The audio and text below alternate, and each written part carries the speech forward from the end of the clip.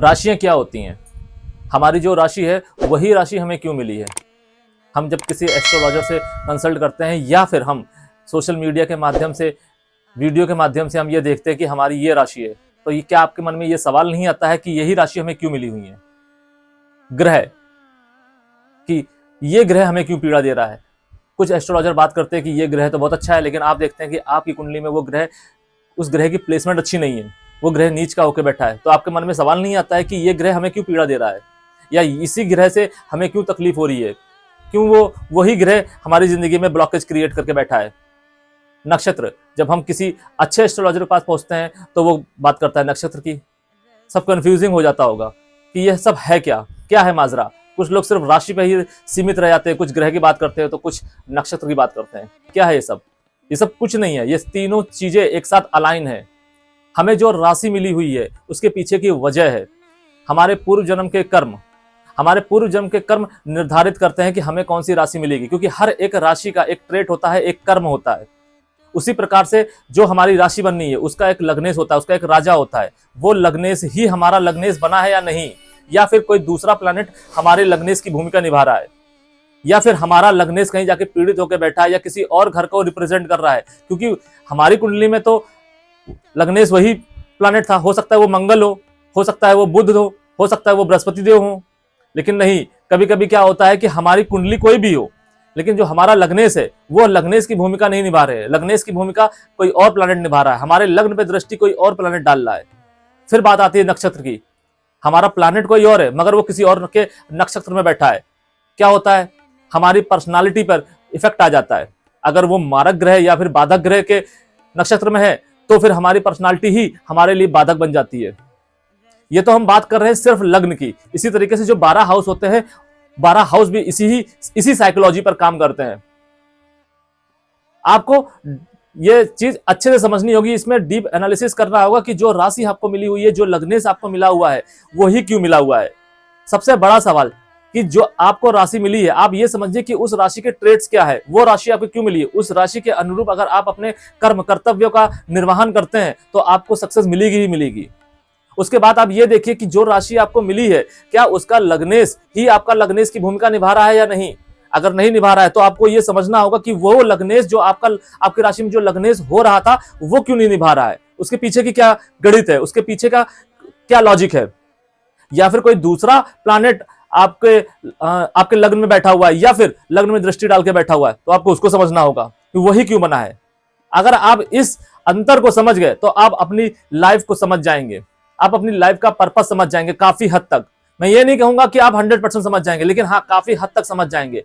100% समझने के लिए आपको किसी योगवान, किसी ज्ञानवान एस्ट्रोलॉजर के संपर्क में आना ही पड़ेगा। वो कहते हैं ना कि अगर आपको मेडिकल से रिलेटेड कोई ट्रीटमेंट चाहिए तो आपको डॉक्टर के पास जाना ही पड़ेगा। आपके पास थोड़ा बहुत ज्ञान हो सकता है जिससे आप अपने डेली की चीजों को आप सही कर सकते हैं, जैसे बुखार हो गया, सर दर्द हो गया। इसी तरीके से हमारे पास जो ज्ञान होता है वो हर फील्ड में नहीं होता है, और अगर हमारे पास हर फील्ड में ज्ञान नहीं होगा तो हम हर फील्ड में अच्छे नहीं हो सकते। इसीलिए आपको ये समझना होगा कि अगर आपको किसी भी चीज से रिलेटेड रिजल्ट चाहिए, फिर वो चाहे एस्ट्रोलॉजी हो या कोई भी हो, तो आप अल्प ज्ञान के माध्यम से आगे मत बढ़िए। आप अपने इस अल्प ज्ञान से अपनी समझ को डेवलप कर सकते हैं कि ऐसा क्यों हो रहा है, उसके पीछे की वजह क्या है, और अगर आप उसमें लापरवाही करेंगे तो आपको उसके कॉन्सिक्वेंसेस भुगतने ही पड़ेंगे, जिसकी वजह से हम अपनी और अपनों की लाइफ खराब कर लेते हैं। आजकल हमारी चर्चा इष्ट देव को लेकर चल रही है, लेकिन इष्ट देव की इस चर्चा के दौरान काफी लोगों के मुझे फोन आए जिनके माध्यम से मेरी बात हुई। उन्होंने, जब मैं उनको एक एक चीज यहां पर समझा के चल रहा हूं, उसके बाद भी उनको ये कंफ्यूजन है कि आप तो बात कर रहे हैं ग्रह की, आप तो बात कर रहे हैं डिग्री की, आप बात कर रहे हैं बाधक होने की, लेकिन उन्होंने बात की नक्षत्र की। तो मैंने उनको समझाया कि हाँ, नक्षत्र का बहुत अहम रोल है। जब हम सूक्ष्म एनालिसिस करते हैं तब हम नक्षत्र पर जाते हैं। ऐसा नहीं है कि नक्षत्र की कोई इंपॉर्टेंस नहीं है। 27 नक्षत्र होते हैं हमारे, तो जब 27 नक्षत्र होते हैं तो जाहिर सी बात है उनका भी इंपॉर्टेंस होगी। अगर हमारा सूर्य ग्रह है, राहु के नक्षत्र में बैठा हुआ है और राहु की प्लेसमेंट अच्छी नहीं है, या फिर राहु हमारी कुंडली में बाधक या मारक का कार्य कर रहा है। अब आप ये भी कहेंगे कि राहु और केतु तो छाया ग्रह है। हाँ, छाया ग्रह है, तभी तो वो कोई भी कुंडली हो, मेष से लेके आपकी मीन पर्यंत कोई भी कुंडली हो उसमें आपके लिए राहु हो सकता है मीन में वो किसी एक कुंडली में मीन में वो बाधक हो, तो हो सकता है किसी दूसरी कुंडली में मीन में वो योग कारक हो। ये सिर्फ और सिर्फ उनकी प्लेसमेंट बताती है और जो जिस प्लैनेट के साथ उनकी युति है वो बताता है, जिस घर को वो रिप्रेजेंट कर रहे हैं वो बताता है। ज्योतिष में कभी भी एक एक्सपेक्ट नहीं होता है कि आप सीधा सीधा आपने एक गणित की और आपने उसके बेस पे प्रेडिक्शन कर लिया या आपने उसके बेस पे उसके रिजल्ट समझ लिए। ज्योतिष में बहुत सारे पैरामीटर्स होते हैं जिसको नापना होता है, तौलना होता है। जब आप ऐसा करते हैं तब आप एक सटीक प्रेडिक्शन कर पाते हैं। वेलकम सेलेसियल सीकर्स, मैं यहां हूं ताकि आपको ब्रह्मांड के रहस्यों के माध्यम से गाइड कर सकूं और ज्योतिष के ज्ञान से आगे का मार्ग प्रकाशित कर सकूं। मैं यहां पे आज इष्ट देव की चर्चा कर रहा हूं कर्क राशि में। अगर हमारे इष्ट देव 5th हाउस में बैठेंगे तो हमें क्या रिजल्ट देंगे? 5th हाउस संतान सुख, 5th हाउस इनिशियल एजुकेशन, प्रेम प्रसंग, हमारे यश का, हमारे पूर्व जन्म के कर्म का। जी हां, हम पूर्व जन्म में क्या कर्म करके आए हैं वो शास्त्र अनुरूप थे या नहीं थे, हम ये भी देखते हैं। यस, अब जस्ट देखते हैं, इनिशियल एजुकेशन देखते हैं, संतान सुख देखते हैं, संतान से हमें सुख मिलेगा या नहीं मिलेगा ये देखते हैं। अगर हमारे मंगल देव यानी कि त्रिकोण का मालिक त्रिकोण में आके बैठेगा तो जैसा कि मैंने आपको पिछले वीडियो के माध्यम से बताया कि मंगल देव की एक एनर्जी होती है, हर एक प्लैनेट की एक एनर्जी होती है, मंगल देव की एक अलग ही एनर्जी होती है, एक ऊर्जा होती है। तो वो जो भी चीज आपको देंगे, चाहे वो घर गाड़ी मकान हो या आपका व्यक्तित्व हो या आपका संतान हो या आपकी शिक्षा हो या आपका पराक्रम हो, उसमें एक आपको एरोगेंस देंगे ही देंगे, एक जल्दबाजी आपको देंगे, उसकी ऊर्जा एक अलग ही होगी। आपको बस उस ऊर्जा को नियंत्रित रखना है। अगर आप उस ऊर्जा को नियंत्रित रख पाते हैं तो आप अपनी जिंदगी को एक सही डायरेक्शन में ले जा पाएंगे। और अगर आप उस ऊर्जा को नहीं संभाल पाते हैं तो आपकी जिंदगी त्रस्त हो जाएगी। अब सवाल यह उठता है कि आपको वो मंगल देव का आशीर्वाद क्यों मिला, क्यों वो एक्स्ट्रा एनर्जी मिली है? तो इसके पीछे भी आपके पूर्व जन्म ही कारण है। कुछ ना कुछ आपने किया होगा ऐसा, वो ऊर्जा पाने के लिए, या बाय डिफॉल्ट आपने उस ऊर्जा को अर्जित किया होगा। वो बोलते हैं ना कि हमारी लाइफ की इनिंग अगर कहीं से शुरू होती है और जहां पर आके खत्म होती है, तो हम जब भी नई पारी करेंगे, खेलेंगे या हमारा नया जन्म होगा तो हमने जो जहां पे खत्म किया है, जिस पाप पुण्य के साथ खत्म किया है, जिस ऊर्जा के साथ में खत्म किया, जिस माइंडसेट के साथ खत्म किया है, हम वहीं से शुरू करेंगे। वो एक अलग बात है कि हमें वो याद रहता है या नहीं रहता है। आपने देखा हो कभी कभी आपको ऐसी अनुभूति होती होगी कि ये चीज तो मैंने पहले देखी है, या ये चीज तो मैंने पहले करी है, या ये चीज तो मेरे साथ पहले हो चुकी है, लेकिन आपको याद नहीं आता कि ऐसा कब हुआ है। आपको ऐसा लगता होगा कि ये इंसान तो मुझे बहुत अच्छा लग रहा है, लेकिन इससे तो मेरा कोई रिश्ता नहीं, आज मैं पहली बार इससे मिला हूं या मिली हूं, लेकिन इसके साथ मेरा अपनापन है। ऐसा क्यों होता है? ऐसा ये इसीलिए होता है, आपका जरूर कुछ ना कुछ कनेक्शंस रहा होगा। हम जहां पे खत्म करते हैं वहीं से शुरू करना होता है। हमारी लाइफ का सीधा पर्पस है इवन आउट। जब हमारे सारे पाप पुण्य इक्वल होंगे तभी हमें मोक्ष मिलेगा, और जब तक हमें मोक्ष नहीं मिलेगा ये साइकिल ऐसे ही चलती जाएगी। मैटर ये नहीं करता है कि आप किस कुल में जन्म लिए हैं। हो सकता है जिस कुल में आपका अभी जन्म हुआ उसमें उसी कुल में आपका पहले भी जन्म हुआ हो, या ये भी हो सकता है कि आपने जिस कुल में जन्म लिया है और आपने अपने पूर्व जन्म के कर्मों में किसी को इतना सताया है, उस कुल का नाश कर दिया है, तो आपको उस कुल में आना पड़ेगा उस कुल का उद्धार करने के लिए। अगर आप ये सोचते हैं कि आप एक बाहुबली है आज के समय में और आप कुछ भी कर सकते हैं, तो यह आपकी मूर्खता है। हाँ, आज के समय में आप कुछ भी कर सकते हैं, लेकिन आपको पता नहीं है कि नेक्स्ट बर्थ में आपको इसको चुकाना पड़ेगा। साथ ही साथ आप इस बर्थ में भी उसका चुकाएंगे।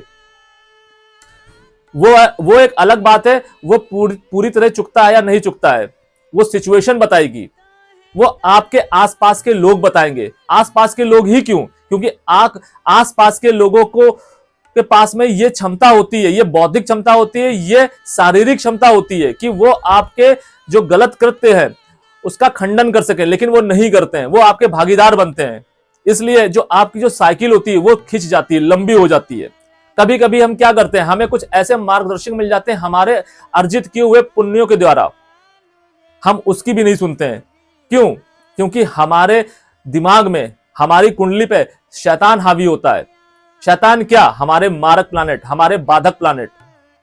हम जो पूजा अर्चना नहीं करते हैं, हम जो प्लैनेट को अलाइन करने की कोशिश नहीं करते, हम अपने ग्रहों को समझने की कोशिश नहीं करते, हम अपने जीवन का पर्पस समझने की कोशिश नहीं करते हैं, तब ऐसा होता है। अब त्रिकोण का मालिक अगर त्रिकोण में बैठेगा तो हमें बेहतर ही रिजल्ट देगा।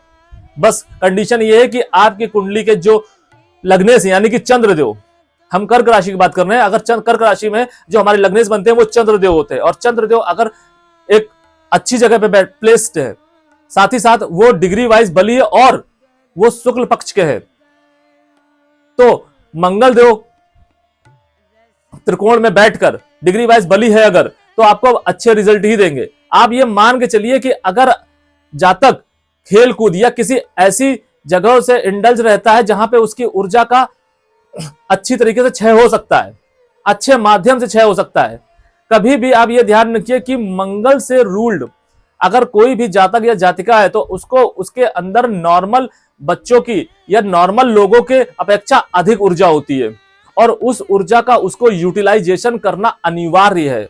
अगर आप ये सोचते हैं कि आप उस ऊर्जा को कंटेन करेंगे और कहीं और चैनलाइज करेंगे तो ये आपकी मूर्खता है, क्योंकि उसकी बॉडी में जो ऊर्जा का जो चलन है वो बाकी के लोगों की अपेक्षा ज्यादा होता है, और वो आपके इच्छा के अनुसार नहीं चलेगी कि आपने सोचा कि आपके अंदर जो ऊर्जा संचालित हो रही है आप उसको कंटेन करेंगे और 2 घंटे बाद या 2 दिन बाद या 20 दिन बाद उसका यूज करेंगे, किसी भी आपके मन में कुछ भी चल रहा हो उसको यूज करने का प्रारूप। अगर आप ये सोचते हैं तो आप एक मूर्खता करेंगे। आपको ये अच्छे से समझना चाहिए कि मंगल को संयमित करना है अगर आपको, तो उसकी ऊर्जा का यूज आपको करना ही करना है बराबर। यहां से बैठे मंगलदेव अपनी चौथी दृष्टि से जब 8th हाउस में देखेंगे, 8th हाउस यानी कि मृत्यु हाउस, 8th हाउस हमें शोक, दुख, दरिद्रता, अनैतिक और जो हम दुर्व्यवहार करते हैं, भ्रष्टाचार करते हैं, इन सबको देखा जाता है। तो अगर आपके साथ कोई इस तरीके की एक्टिविटी करेगा तो यहां पर मंगलदेव बाहुबली बन के आपको बचाएंगे। आप चाह के भी आप दुर्व्यवहार नहीं कर पाएंगे, लेकिन आपको यह ध्यान रखना होगा कि आप मंगल से रूल्ड हैं, लेकिन आपको चंद्र को बली रखना है। अगर आपका चंद्र बली नहीं हुआ तो यहां पर आप उल्टा भी करेंगे। मंगल देव एक ही कुंडली में एक ही जगह बैठ के योग कारक स्थिति में बैठ के डिग्री वाइज बली होकर आपकी कुंडली में अगर चंद्रदेव बली नहीं है तो आप ये मान लीजिए कि वो जिस घर में योग कारक है उसी घर में वो मार्ग भी हो जाएंगे आपके लिए। वो ऊर्जा इतनी बढ़ जाएगी कि आपको ही खा जाएगी। इसलिए आप ये मान के ये गलत फहमी में मत रहिएगा कि मंगल देव आपकी कुंडली में योग कारक है तो आपको बाहुबल मिल गया, आपको ये मिल गया, आपको भूमि भवन वाहन मिल गया, क्योंकि भूमि भवन वाहन को रिप्रेजेंट कर रहे हैं वो। नहीं, इस तरीके का अगर आप बेवकूफी करेंगे तो आपको सिर्फ और सिर्फ पछताना ही पड़ेगा। पछताना आपको अपने से लेकर, अपनों को लेकर, हर किसी को लेकर पछताना पड़ेगा आपको। तो आपको ये बेवकूफी कदापि नहीं करनी है। साथ ही साथ या 5th हाउस में बैठे हमारे मंगलदेव जब अपनी 7वीं दृष्टि 11th हाउस में डालेंगे तो वहां से आपके डिजायर्स को फुलफिल करेंगे, क्योंकि 11th हाउस जो होता है हमारी डिजायर्स का होता है, हमारी सोच विचार का होता है, हमारे जमाई का होता है, हमारे बड़े भाई का होता है। तो ये जो मैंने रिश्ते बताए, इन रिश्तों से आपको फायदा होगा, इन रिश्तों में आप रूल करेंगे। मैटर ये नहीं करता कि आपका बड़ा भाई कितना काबिल है, लेकिन आपकी जो इंपॉर्टेंस का जो वेटेज है वो सदा कायम रहेगा अगर मंगलदेव योग कारक स्थिति में रहे। और वो योग कारक स्थिति में कब रहेंगे वो मैंने आपको बताया कि उनकी ऊर्जा का यूटिलाइजेशन आपको प्रॉपर वे में, प्रॉपर मैनर में करना है। अगर वो आप प्रॉपर वे और प्रॉपर मैनर में करेंगे तो आप यकीन मानिए आप अपनी इस जिंदगी से अपने जो पिछले जन्म में पाप किए हैं या पिछले जन्म के कुछ कर्म आप यहां तक खींच के लाए हैं उसका भी निर्वहन कर पाएंगे। साथ ही साथ आपके जो इस जन्म के जो कर्तव्य होंगे आप उसका भी निर्वहन कर पाएंगे, क्योंकि जो मंगल देव आपको एक्स्ट्रा एनर्जी दे रहे हैं, एक्स्ट्रा ऊर्जा दे रहे हैं, वो इसीलिए दे रहे हैं कि आपको मौका दे रहे हैं कि आप वो कीजिए। और अगर आप आलस में पड़ गए और अगर आपने इसका निर्वहन नहीं किया तो आपको प्रॉब्लम ही प्रॉब्लम आएगी। तो आपको ये चीज समझनी है। 5th हाउस में बैठे मंगलदेव जब अपनी 8वीं दृष्टि से 12th हाउस में देखेंगे, 12th हाउस किसका? यस अबजस का, हमारे बाहर सेटल होने का, विदेश सेटल होने का, हमारे खर्चों का, हमारे कर्मों का। हम जो अच्छे कर्म करते हैं उसका हमें यश मिलेगा या अबजस मिलेगा। हमारे इन्वेस्टमेंट का, हमारे रिश्तों में इन्वेस्टमेंट का, कि हम जो रिश्तों में इन्वेस्ट कर रहे हैं उससे हमें फायदा होगा या नहीं होगा, या फिर हम जिन रिश्तों को पाल रहे हैं या हम जिन रिश्तों के लिए खड़े हैं, दिन रात सोच रहे हैं, वो रिश्ते मेरे साथ में हैं या नहीं है, वो रिश्ते सिर्फ मतलब के लिए हैं हमारे साथ में या नहीं है। तो यहां पर बैठे मंगल देव अगर योग कारक की स्थिति में होंगे, तो अगर आपका कोई रिश्ता आपके साथ गद्दारी करने की कोशिश करेगा, आपको कोई धोखा देने की कोशिश करेगा, तो आप ये यकीन मानिए कि मंगल देव उसकी जिंदगी त्रस्त कर देंगे। फिलहाल तो ये 98% चांसेस है कि ऐसा होगा ही नहीं। उसकी कुंडली में चाहे कैसे भी प्लैनेट हो, आपकी कुंडली में चाहे कैसे भी प्लैनेट हो, उसकी कुंडली में चाहे कैसे भी प्लैनेट हो, मंगल देव अगर योग कारक की स्थिति में बैठे हैं तो वो अपने पराक्रम से उस जातक या जातिका को मजबूर कर देंगे आपके साथ अच्छा करने के लिए। और उसके बाद भी अगर ऐसा होता है तो वो आपका कुछ बिगाड़ नहीं पाएगा, क्योंकि आपकी इंट्यूशन पावर इतनी हाई कर देंगे कि वो आपको पहले ही पता चल जाएगा कि आपके साथ ऐसा होने वाला है, इस व्यक्ति के माध्यम से या फिर इस रिश्ते के माध्यम से। तो जब आपकी इंट्यूशन पावर इतनी हाई लेवल की होगी, आपका एनर्जी लेवल इतने हाई लेवल का होगा, तो आप क्या समझते हैं आपको किसी नॉर्मल उद्देश्य के लिए तो यहां पे नहीं भेजा गया है। आपको अपना वो उद्देश्य समझना है, और वो उद्देश्य समझने के लिए आपको जरूरी है ये समझना कि आपको जो राशि मिली वही क्यों मिली है, आपको जो लग्नेश मिला है वो क्यों मिला है। लग्नेश मतलब जो आपके, जैसे कर्क लग्न की मैं बात कर रहा हूं, यहां पे लग्नेश बनते हैं चंद्रदेव, और चंद्रदेव मान लीजिए वो 4th हाउस में बैठे हुए हैं और लग्नेश पे दृष्टि पड़ रही है शनिदेव की या फिर बुध देव की या फिर खुद मंगल देव की। तो यहां पर लग्नेश का जो रोल प्ले करना है वो मंगल देव, बुध देव और बृहस्पति देव कर रहे हैं। या फिर अगर तीनों की पड़ रही है तो तीनों में आप ये देखिए कि कौन सा बली है ग्रह। जो ग्रह बली होगा, जो ग्रह भाव कारक होके भाव बली होगा, वो उस घर में रूल करेगा। ये मैं नहीं कहूंगा कि उनके ट्रेड्स नहीं आएंगे, ट्रेड्स आपके अंदर तीनों आएंगे, लेकिन रूल जो करेगा, डिसीजन उसी प्लैनेट के माध्यम से इन्फ्लुएंस्ड होगा। और जब वो डिसीजन इन्फ्लुएंस्ड होगा तो आप देखिएगा कि अगर वो प्लैनेट बाधक है या मारक है तो आपके डिसीजन गलत साबित होंगे, आप गलत साबित होंगे। और अगर वो प्लैनेट योग कारक है तो आपके गलत डिसीजन भी आपके फेवर में आ जाएंगे। अब हमें 5th हाउस, 8th हाउस और 11th और 12th हाउस से अच्छे रिजल्ट पाने के लिए हमें वो कौन सी रेमेडी है जो हमें करनी चाहिए, जिससे हम अपनी कुंडली के में अच्छे रिजल्ट पा सके। कर्क राशि के लोग 11th हाउस, 12th हाउस और 8th हाउस, साथ ही साथ संतान से रिलेटेड यानी कि संतान भाव से रिलेटेड जहां पे वो प्लेस्ड हैं, उससे अच्छे रिजल्ट पा सके। तो आपको हर बुधवार को लाल वस्त्र धारण करके मंगल देव या फिर हनुमान जी की पूजा करनी चाहिए और उनको लाल पुष्प अर्पित करने चाहिए। साथ ही साथ आपको एक और चीज का विशेष ध्यान रखना है कि आपको अपने बालों को लाल कपड़ों से ढक के रखना है। लाल कपड़ा हो, नहीं तो लाल रंग कलर की कैप भी आप लगा सकते हैं। आपको अपने बाल खुले नहीं रखने, स्पेशली सूर्य की रोशनी अपने बालों पर नहीं पड़ने देनी है, क्योंकि अगर आप अपने बालों पर सूर्य की रोशनी पड़ने देंगे तो आपका जो मंगल आपके लिए फेवरेबल है, जो आपको योग कारक तत्व तो दे रहा है, उसकी ऊर्जा चैनलाइज्ड होगी, और वो हो सकता है आपको वो नेगेटिव चैनलाइज हो गई या तो आपको दिक्कत होगी। इसलिए उसका पूरा का पूरा चैनलाइजेशन आप अपने कंट्रोल में रखिए। आपको यह ध्यान रखना है कि आपको अपने बालों को खुला नहीं रखना है। अगर आप ऐसा करते हैं टिल लाइफ, तो आप देखिएगा कि मंगल देव कैसे आपके मार्गदर्शक बनके आपकी जिंदगी को ट्रैक पर लाते हैं। आपके इंट्यूशन पावर हाई करके आपको कैसे बताते हैं कि भाई आपको क्या करना है, क्यों करना है और कैसे कर रहा है। आपको लगेगा कि ये चीज तो मुझे समझ में नहीं आ रही, इस चीज के बारे में मुझे ज्ञान ही नहीं है, मैं ये कैसे करूंगा, ये कैसे होगा। नहीं, जब आप ये सोचेंगे तो आप देखिएगा कुछ पल बाद या कुछ दिन बाद, मतलब वो चीज होने से पहले उसका जो इफेक्ट आना है नेगेटिव, उससे पहले ही या वो चीज फलीभूत होने से पहले ही मंगलदेव आपको मार्ग दिखा देंगे। और मार्ग दिखाने के साथ साथ जैसा कि मैंने आपको बताया कि मंगलदेव एक स्पेशली ऊर्जा के कारक है, एक एनर्जी के कारक है, तो वो आपके अंदर इतनी ऊर्जा दे देंगे कि आप 10 दिन की प्लानिंग या 10 दिन की चीजें आप एक दिन में करने की क्षमता रखते हैं। आपकी मैनेजमेंट स्किल्स को इतना हाई कर देंगे। क्यों? क्योंकि मंगलदेव सेनापति हैं, नेतृत्व करने की क्षमता रखते हैं। यहां पर आप मिसगाइड मत होइएगा कि नेतृत्व करने की क्षमता सिर्फ सूर्यदेव रखते हैं। सूर्यदेव का नेतृत्व अलग वे में है, मंगल देव का नेतृत्व तो अलग वे में है। सूर्य देव राजा है, मंगल देव सेनापति हैं। तो राजा और सेनापति के नेतृत्व में फर्क होता है और उनकी लीडरशिप में भी फर्क होता है। तो यहां पर आप ये भूल मत कीजिएगा कि मंगल देव को भी मैं लीडर बता रहा हूं और या फिर सूर्य देव को भी लीडर बता रहा हूं। नहीं, सूर्य देव की लीडरशिप अलग है, मंगल देव की लीडरशिप अलग है। अगर आप ऐसा करते हैं तो आपको अच्छे रिजल्ट ही मिलेंगे।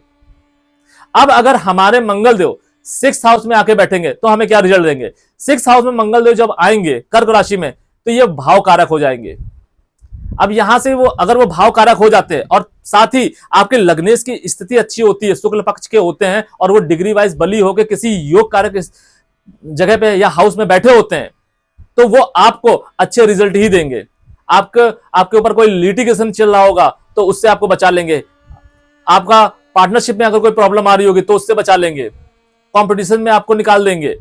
आप जातक कम मेहनत करके अच्छे रिजल्ट पाने की क्षमता रखता है। 6th हाउस में बैठे हमारे मंगल देव आपके अंदर मैनेजमेंट स्किल्स को इतना इनहैंस कर देंगे कि आपको लगेगा कि, या लोगों को लगेगा, मैं कहूं कि आपके अंदर आपको मैनेजमेंट पहले से आता है।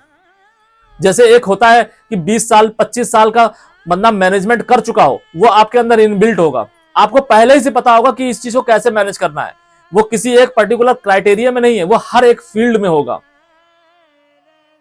बस आपको यही चीज संभालनी है। अगर आपका कोई भी योग कारक प्लैनेट जिस भी हाउस में बैठा है तो आपको उस हाउस से रिलेटेड चीजों को भी मैनेज करना है, आपको चैनलाइज नहीं करना है। अगर आपका प्लैनेट 6th हाउस में बैठा है तो आप अगर 6th हाउस से रिलेटेड ही कर्म करेंगे या उससे ही रिलेटेड अपने उस ग्रह को प्लीज करेंगे तो आपको अच्छे रिजल्ट मिलेंगे। अगर आप ये चाहेंगे कि आपका 6th हाउस में बैठा प्लैनेट आपको 11th हाउस के रिजल्ट दे और आप उसके अनुरूप उनको चैनलाइज करने की कोशिश करेंगे, जो कि ये लाइन ड्रॉवेबल भी नहीं है, तो फिर आपको प्रॉब्लम ही आएगी।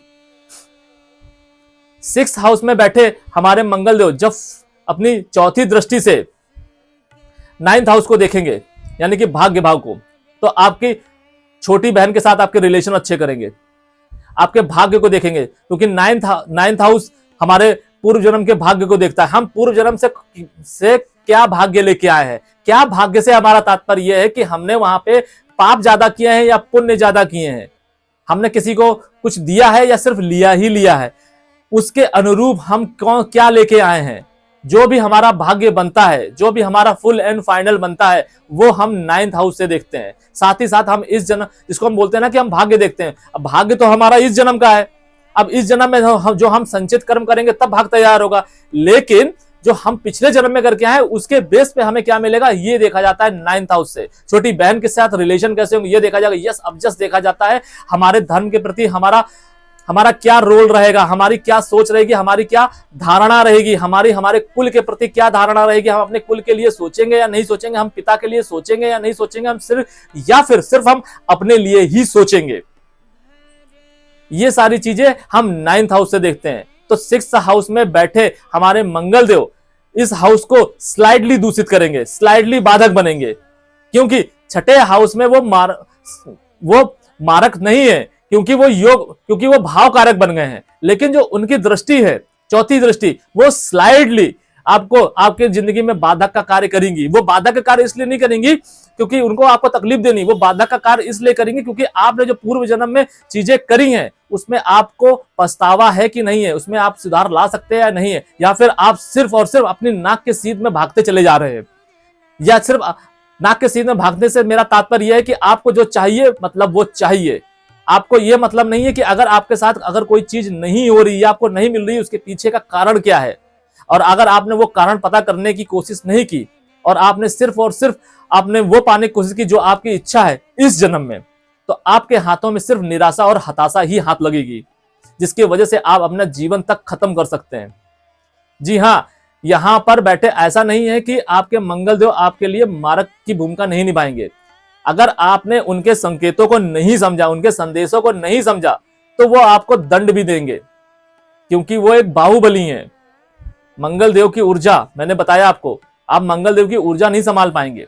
मंगल देव की ऊर्जा का मतलब ये नहीं है कि आपको जो चाहिए आप उसमें हाथ पैर मार रहे हैं और उसमें उनकी ऊर्जा आपकी मदद करेगी। नहीं, मंगल देव समझिए, आप मंगल देव आपसे कहना क्या चाहते हैं, करवाना क्या चाहते हैं। 6th हाउस में बैठे हमारे मंगल देव जो अपनी 7वीं दृष्टि से 12th हाउस में देखेंगे, यानी कि व्यय भाव को देखेंगे, तो आपके खर्चे अग्रेसिवली बढ़ाएंगे। इसका मतलब ये नहीं कि आपके इनकम के सोर्स कम होंगे, नहीं, आपको लोन के माध्यम से इनकम भी बढ़ाएंगे, लेकिन आपको ये दोनों चीजें स्मार्टली मैनेज करनी होगी, और ये मैनेजमेंट भी आपको 6th हाउस में बैठ के हमारे मंगल देव देंगे ही देंगे। साथ ही साथ आपको ये भी बताएंगे जो रिश्ते हैं आपके। अब देखिए, जहां पे वो 5th हाउस में बैठे थे, अपनी 8वीं दृष्टि से देख रहे थे, वहां पे ये देखा जा रहा था कि जो रिश्ते हैं आपके, वो आपको धोखा देंगे कि नहीं देंगे, और वहां पे वो आपकी मदद करेंगे। यहां पे 6ठे हाउस में बैठते ही वो रिश्ते जो आपको 12th हाउस में से रिप्रेजेंट कर रहे हैं, उनको आपको देना पड़ेगा। और अगर आप उनको नहीं देंगे, अगर वो आपके लिए गलत कर रहे हैं, तो आपको उनको प्लीज करना होगा, आपको उनको इग्नोर करना होगा। अगर आप नहीं करेंगे तो आपको प्रॉब्लम का सामना करना पड़ेगा, क्योंकि 6ठे हाउस में बैठे हमारे मंगल देव आपसे व्यय कराएंगे, व्यय कर्मों का व्यय, व्यय रिश्तों का व्यय, व्यय आपके पेशेंस का व्यय, व्यय आपके द्वारा की गई इनकम का व्यय। तो हर एक चीज में आपको व्यय करना है, बिना ये सोचे, बिना किसी रिग्रेट के। अगर आपने 500 या 5000 या 5 लाख रुपए किसी के ऊपर खर्च कर दिए हैं अपने रिलेशन में, तो आपके मन में अगर वो रिग्रेट आता है, तो ये मान के चलिए कि वो काउंटेबल नहीं होगा, और फिर उसमें उसकी जो स्थिति है वो बढ़ जाएगी। फिर उसको इवन करने के लिए आपको जो आपने 500 रुपए खर्च किए थे, वो 5000 बन जाएंगे, क्योंकि मंगल देव ऊर्जा है, वो अगर 10 टाइम्स आपको एक्स्ट्रा देते हैं, तो 10 टाइम्स आपसे एक्स्ट्रा लेने की क्षमता रखते हैं। इसीलिए मैं बोल रहा हूं कि ग्रह, नक्षत्र, राशियां आपको अगर समझ में आ गई, तो आप अपनी कुंडली को बैलेंस करने में कामयाब हो जाएंगे। 6th हाउस में बैठे हमारे मंगल देव जब आप अपनी 8वीं दृष्टि से लग्न को देखेंगे, तो जातक की पर्सनालिटी को अग्रेसिव कर देंगे। जातक का जो नेचर होगा वो 10 to 20% नेगेटिव वे में जाएगा। उसका एरोगेंस उसके हो सकता है उसके कंट्रोल में ना आए। यहां पर अगर वो मेडिटेशन करता है या फिर जिम वगैरह करता है, एक्सरसाइज वगैरह करता है, तो वो अपने आप को, अपने मतलब जो नेगेटिव रिजल्ट्स को कंट्रोल कर पाएगा, क्योंकि वहां पे वो ऊर्जा का क्षय कर रहा है अपनी पर्सनालिटी को डेवलप करने के लिए। आपके अंदर एक एरोगेंस लाएगा। एरोगेंस कैसा? आप देखिए, आपने 500 रुपए या 5000 रुपए अपनी फैमिली पे खर्च किए, आपके अंदर वो एरोगेंस ले आएगा कि यार मैंने किया। आपने अगर कुछ भी स्टैब्लिश कर लिया, तो आपके अंदर वो मैं ले आएगा, और जैसे ही वो मैं आएगा, आपको प्रॉब्लम ही आएगी। अब इसी सिचुएशन से निपटने के लिए, इसी सिचुएशन को कंट्रोल करने के लिए आपको आवश्यकता होगी चंद्रदेव की, क्योंकि चंद्रदेव ही आपको इस चीज से मदद कर सकते हैं। आपकी कुंडली के राजा हैं, वो लग्नेश हैं वो। और कभी भी कोई भी अच्छा राजा तभी होता है जब वो अपने राज्य को, अपने जो मंत्रालय है उसको कंट्रोल कर सके। तो जब वो कंट्रोल करने की क्षमता में होंगे, शुक्ल पक्ष के होंगे, डिग्री वाइज बली होंगे और अच्छी जगह पे प्लेस्ड होंगे, तो वो मंगल देव की जो इस ऊर्जा को आपको कंट्रोल करने की क्षमता भी देंगे और बुद्धि विवेक भी देंगे। जब आपको ये सारी चीजें मिलेंगी, तो आप मंगल देव के जो ऊर्जाओं को अच्छे से यूटिलाइजेशन कर पाएंगे, और जब आप यूटिलाइजेशन कर पाएंगे, तो आप अपनी जिंदगी को ट्रैक पे ला पाएंगे। साथ ही साथ, जैसे कि मैंने आपको बताया कि अगर आप पूर्व जन्म में आपने कोई भी पाप किए होंगे, या आपके ऊपर कोई पूर्व जन्म का कर्जा होगा, वो कर्ज किसी भी रूप में हो सकता है, वो आर्थिक हो सकता है, वो शारीरिक हो सकता है, वो किसी भी रूप में हो सकता है, आप उसको भी सुलझा सकते हैं, निपटा सकते हैं। क्योंकि कोई भी ग्रह अगर आपको कुछ दे रहा है अपनी एनर्जीज के माध्यम से, जैसे कि अगर जुपिटर की बात करूं, तो जुपिटर अगर आपकी कुंडली में आपके लगने से संबंध देगा, तो आपको ज्ञान देगा, आपको बल नहीं देगा, आपको ज्ञान रूपी बल देगा, आपको शारीरिक बल नहीं देगा। हर एक प्लैनेट कुछ ना कुछ रिप्रेजेंट करता है, और उसके कुछ ट्रेट्स होते हैं, आपको उसको ही बस समझना है और उसके अनुरूप अपने जीवन को ढालना है। अब वो कौन सी ऐसी रेमेडी है जिसको करके आप 6th हाउस में बैठे मंगल देव को अच्छा कर सकते हैं और उनके अच्छे रिजल्ट पा सकते हैं, या फिर उनसे अच्छे रिजल्ट लेने के लिए उनको बाध्य कर सकते हैं। आपको प्रतिदिन मंगल देव को रक्त चंदन से तिलक करना चाहिए। साथ ही साथ उनको लाल रंग के पुष्प अर्पित करने चाहिए। अगर आप मंगल देव की पूजा नहीं कर पा रहे हैं, तो हनुमान जी के साथ कीजिए। हनुमान जी को रक्त चंदन का तिलक लगाइए प्रतिदिन। और उनको लाल पुष्प अर्पित कीजिए। अगर आप ये टिल लाइफ करेंगे तो आपको 6 हाउस से रिलेटेड यानी कि रिपु भाव से रिलेटेड आपको अच्छे रिजल्ट ही मिलेंगे। मगर आपको यह ध्यान रखना है कि अगर आप कोई भी रेमेडी स्टार्ट कर रहे हैं इष्ट देव की, फिर वो चाहे मेष राशि हो या मिथुन या वृष या फिर करखी क्यों ना हो, कोई भी राशि हो, इष्ट देव की भूमिका उतनी ही स्ट्रांग है चाहे वो कोई भी राशि हो। तो आपको यह ध्यान रखना है कि उनकी कभी भी पूजा अर्चना आराधना आप कर रहे हैं तो आप पूर्ण समर्पण के साथ करना है और टिल लाइफ करना है। क्योंकि ऐसा नहीं है कि बाकी के जो प्लैनेट हैं तो उनकी भूमिका सिर्फ उनकी दशा और अंतरदशा में आएगी। आपको यह भी पता होना चाहिए कि दशा अंतरदशा के साथ साथ सूक्ष्म दशा और प्रत्यंतर दशा जैसी भी कोई चीज होती है। आपकी योग कारक ग्रह की अगर दशा चल रही है और अगर आपका मारक ग्रह अच्छी कंडीशन में बैठा हुआ है, योग डिग्री वाइज बली होकर बैठा हुआ है, तो आपकी चाहे कितनी भी अच्छी दशा चल रही हो, वो प्लानेट, मारक प्लानेट आपको प्रत्यंतर और सूक्ष्म दशा में भी आकर आपको दंडित कर सकता है, आपका नुकसान कर सकता है, आपको मृत्यु तक देने की क्षमता रखता है। तो आपको सूक्ष्म दशा और प्रत्यंतर दशा में जो आपको बाधक प्लानेट और जो मारक प्लानेट है, आपके बाधक प्लानेट मारक प्लानेट का मेरा तात्पर्य यह है कि जो आपकी कुंडली में मारक प्लानेट का रोल प्ले कर रहे हैं, मेरे हिसाब से कुंडली में बैठे कोई भी प्लानेट मारक या बाधक नहीं होते हैं, उनकी प्लेसमेंट होती है। क्योंकि हम उनके जहां पे उनकी प्लेसमेंट होती है उसके अनुरूप अपना आचरण नहीं कर पाते हैं, जो कि सामान्यता लोगों के लिए बहुत ही डिफिकल्ट है। क्यों? क्योंकि या तो उनको समझ में ही नहीं आता है कि उनका संदेश क्या है, वो क्या चाहते हैं जहां पे वो मारक या बाधक प्लैनेट बैठे हुए हैं। और अगर हमें समझ में आ भी जाता है तो कुछ समय बाद हम खुद ये भूल जाते हैं। जैसे कि हम अपने नियर डियर या फिर अपने घर वालों की बातों को जो हमें बताते हैं कि आपके लिए ये अच्छा होगा, आप ये कीजिए, और हम एक सर्टेन टाइम के बाद भूल जाते हैं, उसे नजरअंदाज कर देते हैं। उसी प्रकार से जब हम ऐसा करते हैं तो वो मारक प्लैनेट और वो बाधक प्लैनेट पूर्णतया एक्टिव हो जाते हैं। और अगर वो डिग्री वाइज बली हुए तो सूक्ष्म दशा और प्रत्यंतर दशा में ही आपको आकर दंडित करने की क्षमता रखते हैं। तो उस दंड से बचने के लिए, उस नुकसान से बचने के लिए आपको अपने त्रिकोण के मालिक यानी कि आपके जो भाग्येश बनते हैं या फिर आपके जो पंचमे जो जिनकी मैं बात कर रहा हूं, इष्ट देव, उनको आपको बलि रखना है, उनको आपको सदा के लिए एक्टिव रखना है। ये मत सोचिए कि आप दिन में जाग रहे हैं या रात में सो रहे हैं। अगर रात में आप सो भी रहे हैं ना, तो भी बाधक प्लैनेट या मारक प्लैनेट आपको आके दंडित कर सकता है। बस आपके लिए आपको अपना एक सुरक्षा का ऑरा, एक सुरक्षा की व्यवस्था करनी है। और वो व्यवस्था कहां से होगी? वो व्यवस्था होगी आपके लग्नेश के माध्यम से, आपके ईस्ट के माध्यम से। अगर आप अपने लग्नेश और ईस्ट को ही सिर्फ मैनेज करके चलते हैं, उनको पूर्ण समर्पण की भावना से उनकी पूजा अर्चना करते हैं, तो आप ये यकीन मानिए कि आपकी आधी से ज्यादा परेशानी खत्म। और अगर आपने बाकी के प्लैनेट को जो बैठे हुए, जिस भी घर में बैठे हैं, उनके संदेशों को, उनकी व्यवस्था को समझ लिया, तो आपकी बाकी भी समस्या खत्म। ऐसे आपने बहुत कम लोग देखे होंगे जिनकी जिंदगी में दुख जो है वो किंचित मात्र है, या फिर जो भी दुख है वो उससे उनको कोई खास फर्क नहीं पड़ रहा है। वो ऐसा क्यों हुआ? ऐसा इसीलिए हुआ कि उनकी कुंडली में जो भी प्लैनेट बैठे हुए, उन्होंने उस घर से रिलेटेड व्यवस्था में कोई भी छेड़छाड़ नहीं की। क्योंकि उनको या तो उनको अपने पूर्वजों के माध्यम से, या फिर उनके माता पिता के माध्यम से, या फिर उनको अपनी शिक्षा के और समझ के माध्यम से, या फिर अपने गुरु के माध्यम से ये चीज समझ में आ गई और उन्होंने उसी के अनुरूप अपना आचरण और व्यवहार किया और उनकी जिंदगी ट्रैक पर आ गई। तो आपको ये अच्छे से समझना चाहिए। मैं हर बार आपको कहता हूं कि हमारे जो प्लैनेट हैं, हमारी जो राशियां हैं, वो कोई मजाक नहीं है।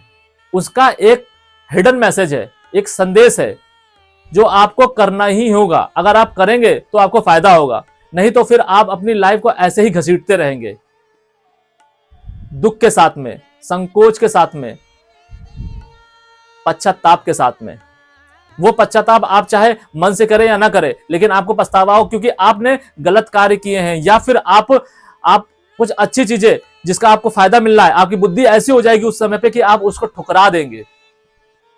आपके सामने अगर भगवान खुद भी आएंगे ना आपकी मदद करने के लिए, तो भी आप उसको मना कर देंगे, आप वहां दिमाग लगाने लगेंगे। क्योंकि आज के टाइम में सबसे ज्यादा प्रॉब्लम जो समस्या है वो कहां पे है? वो यही है ना कि हम एक्स्ट्रा दिमाग चला रहे हैं, हर उस जगह दिमाग चला रहे हैं जहां हमें दिमाग चलाने की जरूरत ही नहीं है। आप खुद देखिए कि हमारे जो भगवान थे, हमारे जो इष्ट हैं, उनकी जिंदगी में भी क्या उतार चढ़ाव नहीं आए, या फिर उनको पता नहीं था पहले से कि आगे क्या होने वाला। उनको तो पूरा पता था, उनको तो कुंडली की भी जरूरत नहीं थी। उसके बाद भी उन्होंने व्यवस्था में कोई हस्तक्षेप नहीं किया।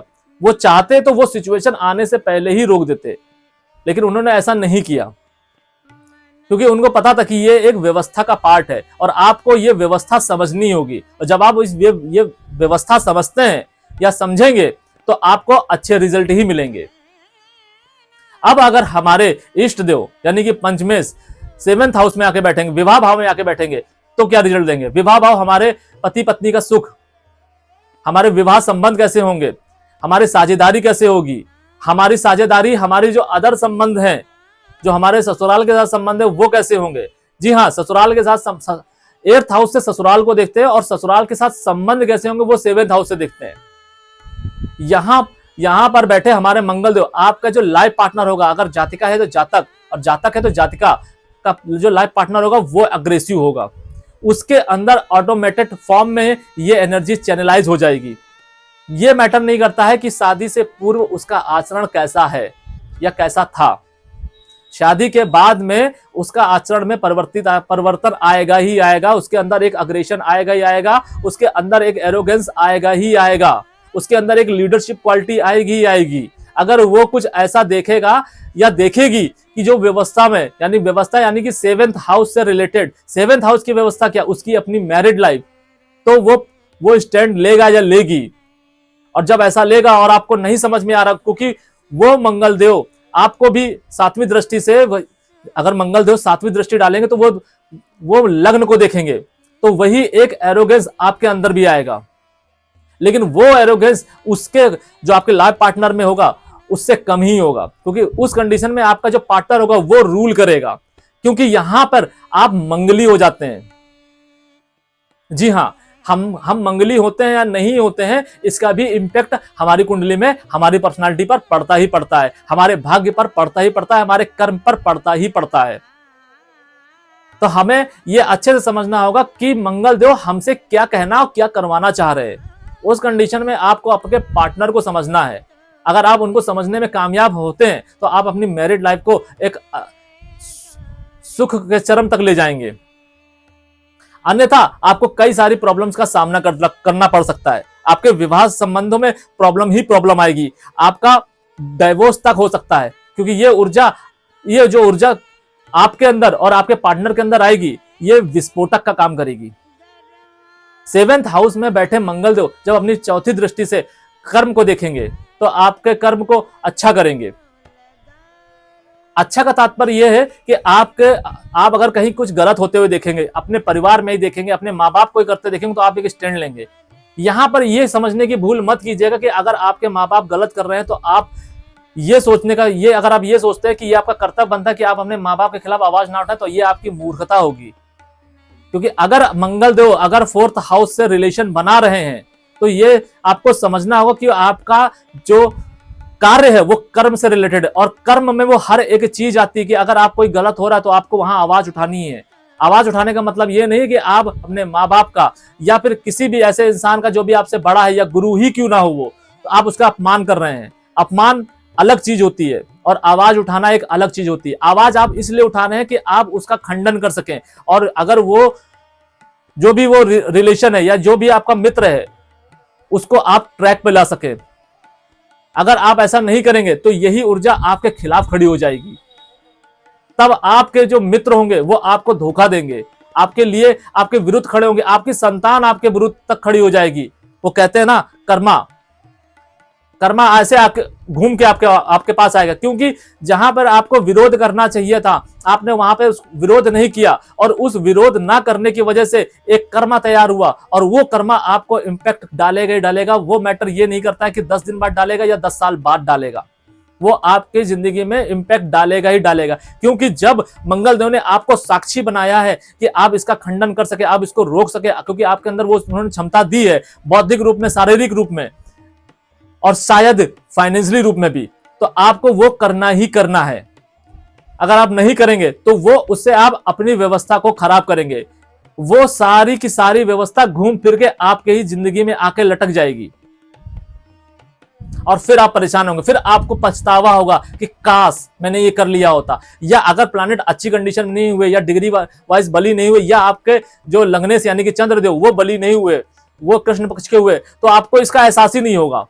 आपकी बुद्धि भ्रष्ट होगी। आपको अगर ब्रह्मा जी भी आके बताएंगे ना कि आपने इस वजह से ऐसा किया था, अब आपको पश्चाताप करना चाहिए, आपको घुटनों पे आना चाहिए, आपको आपके अंदर अभी भी क्षमता है। क्योंकि अगर मंगल देव ही एक ऐसे देव हैं जो अगर आप से जाने अनजाने में भी कोई गलती होती है तो भी वो आप सही करने की क्षमता रखते हैं। सिर्फ मंगल देव वो एक ऐसा डोर खोल के रखते हैं, हमेशा बना के रखते हैं कि अगर आपको कभी पछतावा हो तो आप उस डोर के माध्यम से जाके आपने जो पूर्व में गलतियां करी हैं तो आप उसको जाके सही कर सकें। अगर आप ये करने की क्षमता रखते हैं तो आपका अच्छा होगा। लेकिन जब आपका चंद्र जो लगने से जो अगर वो बलि नहीं हुए तो आपको चाहे कोई भी हो, चाहे देव हो या ईष्ट हो या आपके कुल देवी देवता या आपके माँ बाप ही क्यों ना, आपके गुरु कोई भी क्यों ना हो, सारा समाज एक साथ हो जाएगा, आप उसकी नहीं सुनेंगे। आपके अंदर एक जिद आ जाएगी और वो जिद आपको खा जाएगी, आपके लोगों को खा जाएगी, आपकी संतान तक को खा जाएगी। संतान तक को खा जाने का मतलब ये हो सकता है आपका संतान सुख आपसे छिन जाए, या आप अपने सामने देखेंगे कि आपकी संतान आपकी वजह से दुखी हो रही है और आपको इसका एहसास नहीं। ऐसा नहीं है कि आपको एहसास नहीं होगा, आपको होगा। जीवन के उस क्षण में जाके आपको एहसास होगा जब वो दरवाजा परमानेंटली बंद हो चुका होगा। और इसका मतलब ये नहीं कि ये चैप्टर यहीं पे खत्म हो गया। अब आपका जो नेक्स्ट बर्थ होगा उसमें आपने जो यहाँ पे काटा है अपने कर्मों के द्वारा, अपने चुनाव के द्वारा, आप मान के चलिए कि उसका 10 गुना अब अगले जन्म में काटेंगे। और हर उस चीज से पीड़ा लेने के तैयार हो जाइए जो आपके चुनाव की वजह से आई है। मतलब आपने अपने चुनाव की वजह से जो आपको इस वर्ष में आपको पीड़ा मिली है वो आपको और 10 गुना होकर अगले वर्ष में मिलेगी। जब तक आप उसको ठीक नहीं करेंगे। पछतावा भी यही चीज है। मंगल देव के साथ ऐसा है कि अगर आपसे कोई जाने अनजाने में गलती होती है तो आप पछतावे के माध्यम से उसको खत्म कर सकते हैं, वो चैनलाइज नहीं होगी। हर एक, जैसे मैंने आपको बताया कि हर एक ग्रह का एक ट्रेट होता है, एक यूएसपी होती है। अगर आप उसको समझ गए तो आप अपने कर्मों को कंट्रोल करना सीख जाएंगे। अब यहां पे बैठे 7th हाउस में बैठे मंगल देव अपनी 8वीं दृष्टि जब आपको धन भाव को देखेंगे तो आपके पिता से जो आपको धन मिल रहा है या आपके पिता के साथ जो संबंध है, आपकी वाणी, साथ ही साथ आपके पैतृक रिलेशंस को, या जिस घर में आप रह रहे हैं उसमें जितने भी लोग रह रहे हैं उसके साथ आपके रिलेशंस को रिप्रेजेंट करता है। वहां पे भी आपके डिसीजंस मैटर करेंगे। आपका मंगल, अगर आपके मंगल देव स्ट्रांग हुए, डिग्री वाइज भले हुए और चंद्रदेव भी भले हुए, तो आप ये मान के चलिए कि आप भले घर के एक छोटे बेटे ही क्यों ना हो या बेटी क्यों ना हो, आपकी सलाह माने रखेगी। आपकी सलाह से लोग काम करना पसंद करेंगे। वहां पे किसी के अंदर ये एरोगेंस नहीं आएगा, किसी के अंदर एक घमंड नहीं है कि आप घर के छोटे हैं, क्योंकि आप अपनी बात इतनी मजबूती से रखेंगे, इतने लॉजिक के साथ में रखेंगे कि उनको समझ में आएगी। और उस बात का अगर अनुसरण उसी वे में हुआ जिस वे में आप करवा रहे हैं तो आपके अगर परिवार के भी कोई खराब कर्म होंगे या पाप होंगे तो आप उनका भी उद्धार कर सकते हैं। यह है मंगल देव, यह है मंगल देव की क्षमता।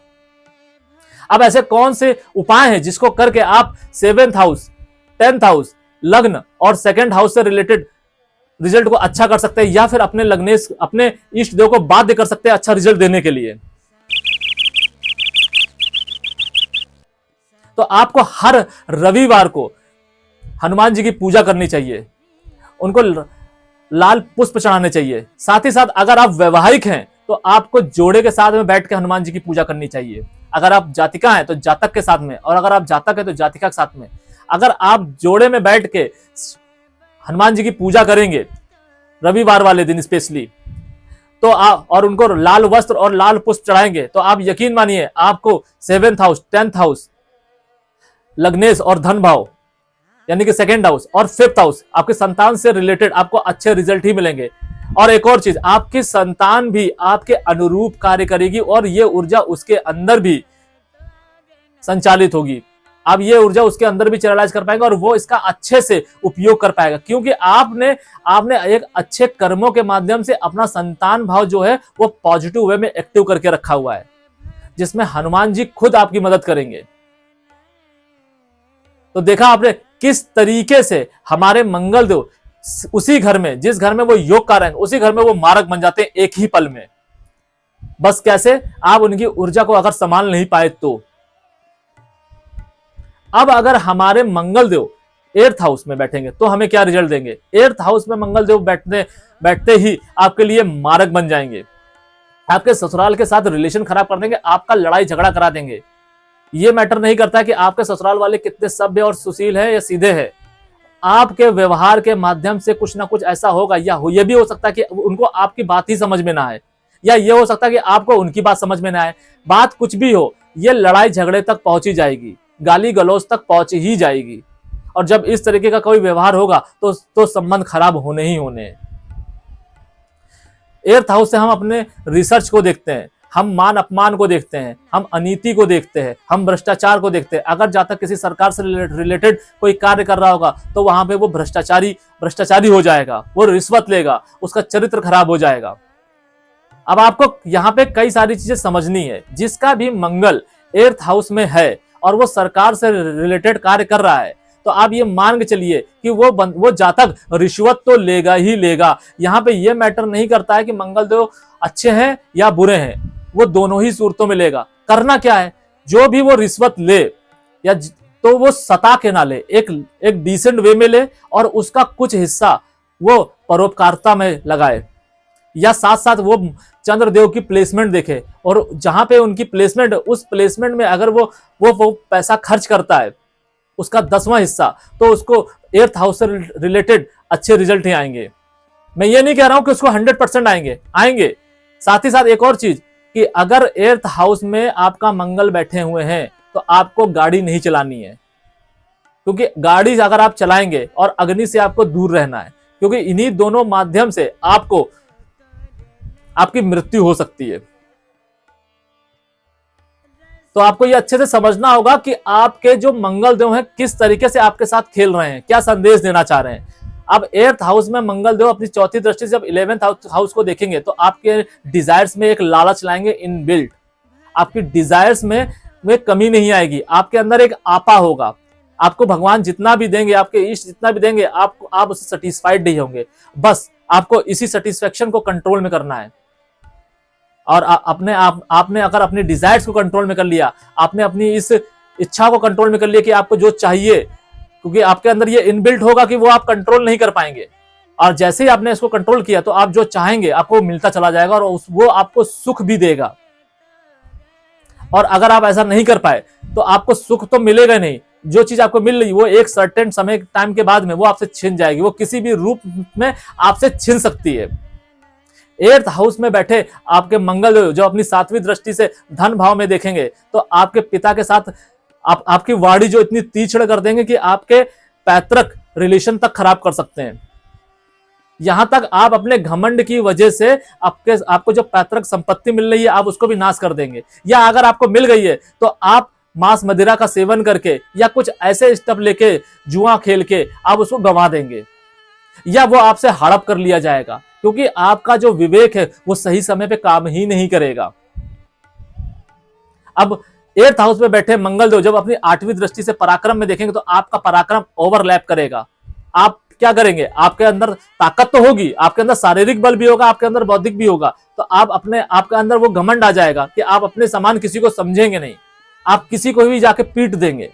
आप बस बहाना देखेंगे कि सामने वाला गलती करे और आप हाथ उठाते, और कभी कभी आप बहाना भी नहीं देखेंगे।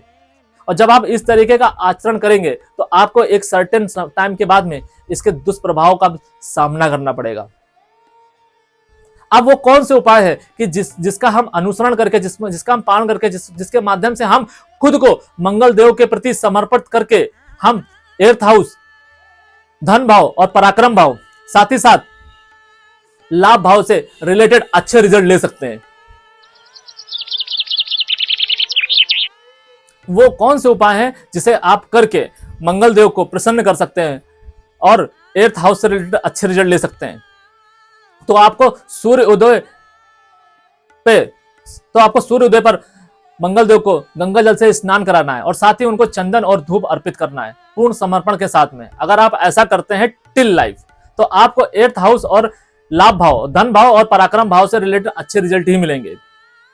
तो देखा आपने किस तरीके से मंगल देव हमें मारक तत्व भी हमें दे रहे हैं और योग कारक तत्व भी हमें दे रहे हैं, और उनकी रेमेडीज का अनुसरण करके हम उनको बाध्य कर सकते हैं कि वो हमारा सिर्फ भला ही सोचे और हमारे लिए सिर्फ भला ही करें। यह है हमारे मंगल देव की ऊर्जाओं का महत्व, हमारे मंगल देव की लीला। अगर हम इनको समझते हैं, इसीलिए मैं बात कर रहा था कि हमारी जो राशि, नक्षत्र और हमारे जो ग्रह हैं वो किस तरीके से हमारे भावों को रिप्रेजेंट करके हमें क्या संदेश देते हैं। आज के लिए बस इतना ही। सेलेस्टियल एनर्जीज आपका मार्गदर्शन करें और आपके आगे के जीवन को प्रकाशित करें। Thank you.